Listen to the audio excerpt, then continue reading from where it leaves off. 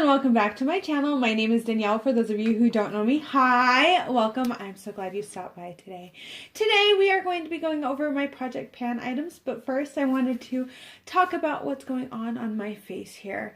This look is inspired by my good friend here on YouTube, Shannon Coral. She did a beautiful blue and pinky kind of look, and I'm going to have her video linked down below since she inspired what I have on my face. So we're going to go ahead and get into my second Project Pan update. I am totally excited about this. I have all of my items here in front of me and I'm ready to go.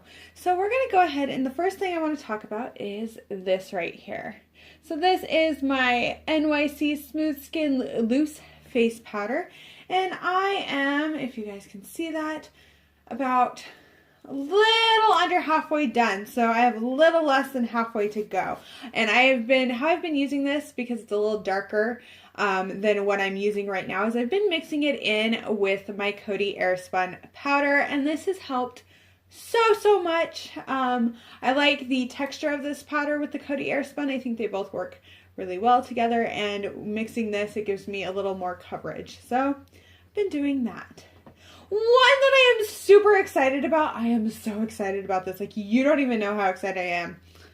My Wet n Wild Photo Focus Foundation, can you guys see that? Like I am scraping the sides. So I am going to call this done because literally I'm having the hardest time getting enough foundation out of here to do my face. So we're going to call this one done. I have emptied my Wet n Wild Photo Focus Finish Foundation, and I am super proud of that accomplishment, like way proud of that accomplishment. And what we're going to go ahead and do is replace it with this Max Factor Pan Stick Foundation. I do want to go ahead and quickly show you how much of this I have to use. So I am almost done with that. And this is a very full coverage foundation for me, and I'm finding that I like less full coverage foundation. Kind of a shocker. So this right here is going in the trash right there. Yay! Woo! Finally got it done. Finally got it done. Yes! Now onto something new. Next here we're going to go into this NYX Tame and Frame Brow Pomade. I just kind of want to give you guys that glimpse right there. Can you guys see? I have hit the bottom of this. I am super proud. There's still a lot of product in here to use up, but I can see the bottom of the container, and to me, that is an accomplishment. I have been using this brow pomade every single day since I started this. I don't reach for any other brow products, and that's what I've been doing. Next, we'll go into my Tarte Rainforest of the Sea palette here. We're going to take a look at all of those. So the one I'm getting the most use out of here is this shade Conch. And I've been using that to set my eyes with. Anytime I put a concealer down, I go ahead and I set my eyes. But as you can see, there are bigger dips in Marina, Seaside, Siren, and Riptide. Riptide is this black shade. That's the black I've been using to kind of blend into things. Siren has a nice indent in it. Seaside, right there, and Marina. So I am making some headway on this. I feel like Tarte shadows are going to take a very long time to use up, and we're just going to work on it and see what happens.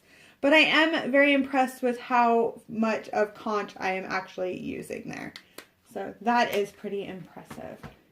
Next, we'll go into my BH Cosmetics Spotlight Highlight Palette. You guys know that this is one of my favorite palettes, and I highly recommend trying it.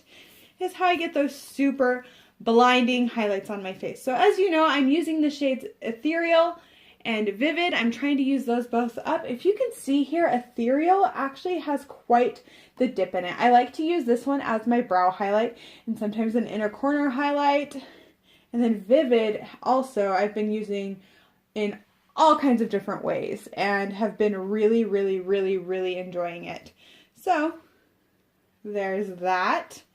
Those both have dips in them, and I'm hoping to hit pan hopefully soon. I've been doing a thing on Instagram where I've been wearing makeup every single day, just trying to kind of use some stuff up. Next here we have a blush by Milani. This is their powder blush in Tea Rose. And as you can see, I flattened out the top of that rose there, and I'm hoping that pretty soon you won't even be able to tell it's a rose. I'm trying to make like a divot in it, but it's getting flatter, and it's flatter than it was last month. So I think that is an accomplishment.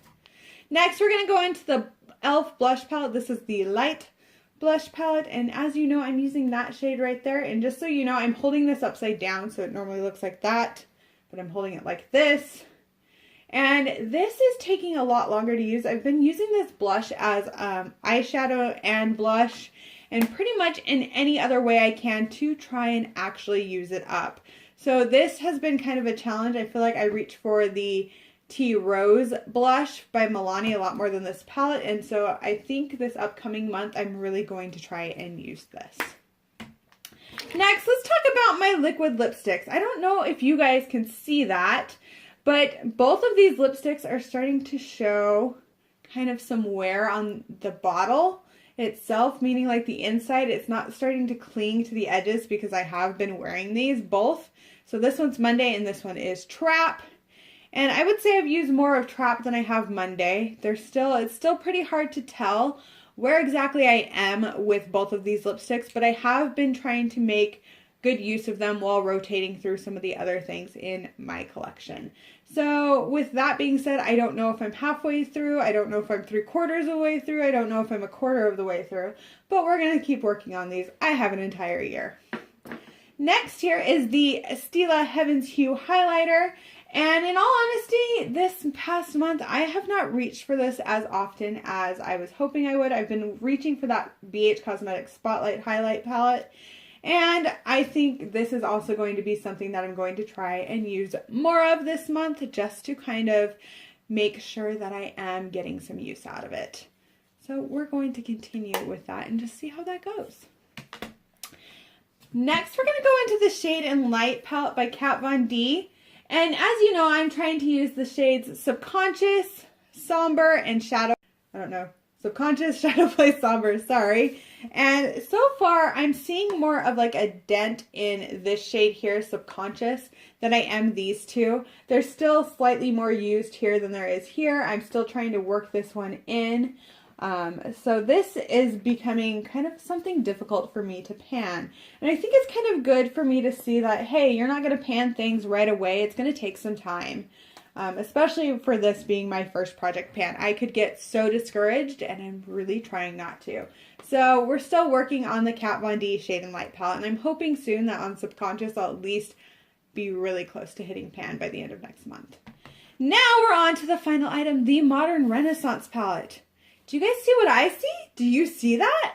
I actually hit pan on Golden Ochre. I'm starting to get a divot in Cypress Umber, and I've been working on Warm Taupe, but that one has been a little harder. And Real Gar, I need to reach for Real Gar a little more.